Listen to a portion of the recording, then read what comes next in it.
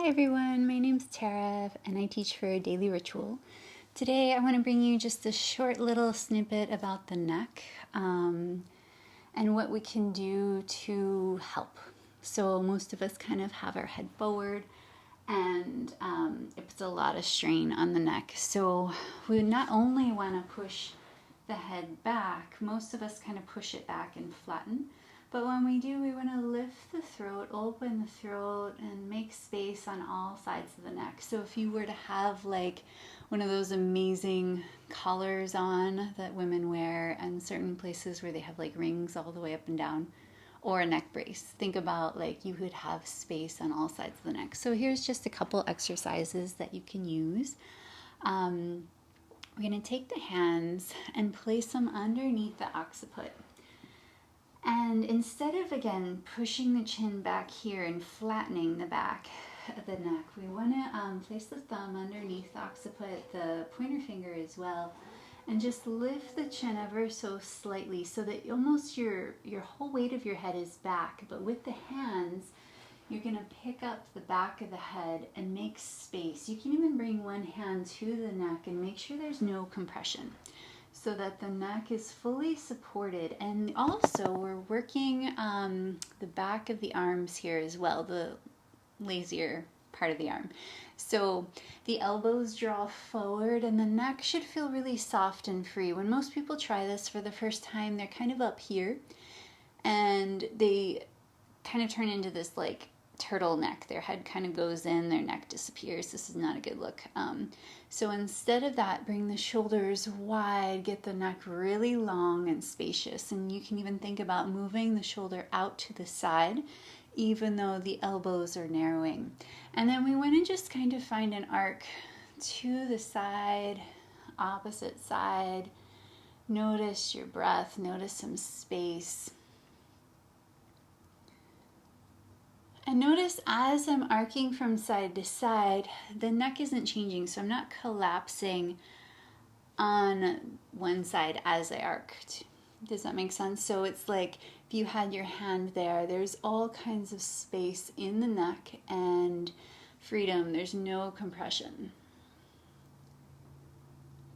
And then I want you to take the hands away and bring them down. And if you have like a table or if you're driving later, you can press down into something and then just lift up from underneath the armpits, almost widening and broadening the shoulders. Lift and lengthen the chin. The eyes are kind of meant to be out on the horizon, so you're not looking through the top of the eyelid. You're not looking out through the bottom, but just ever so slightly out on the horizon. Take the lower jaw, soften it away from the upper jaw, close the eyes, and you should be able to feel the head almost floating on the top of the vertebrae. So on the spine, the skull is not fused to the vertebrae, and it kind of floats and hovers. So you can imagine like this is the top of the spine, and the head just kind of hovers like so. And there should be space, there should be freedom there. It's not like down and compressed into that.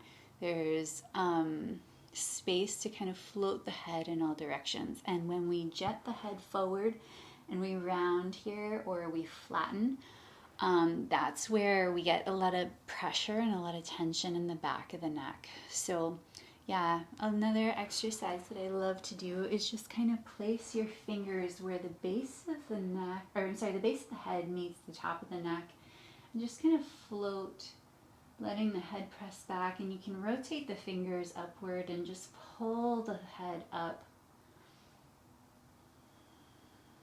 And then walk your hands down and almost give yourself a hug with your hands and put like a little bit of pressure there. And then I want you to pull ever so slightly down and let the head lift up. And just that like weight of the hands resting down and pulling down with the head lifting up can create a little bit more space. Eventually we'll get into softening the shoulders a bit as well, because it's a huge part of the neck, feeling more freedom. You can take the shoulders up, back, and down, just kind of rolling them, finding some freedom. And then find maybe a big chest circle.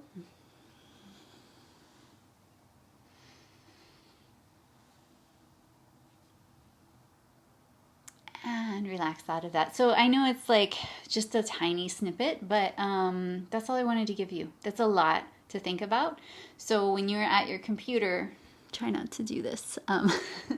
This guy, when you're driving, try not to do that. So instead, think about lifting up. If you were to feel the back of the neck, hopefully it swoops inward and up instead of with this big bone protruding out and this forward motion. Yeah. So even if you're eating, some people eat like this. Look out, look up, bring your food up to you, bring your book up, which is one of the hardest things. Bring your phone up so that your neck isn't compromised. And I know it seems like a little snippet. It's not a very long video, but so powerful. So powerful. If you can implement little changes into your life, you'll feel huge benefits. Okay, hope you have a good one. I will bring you more next time. Bye.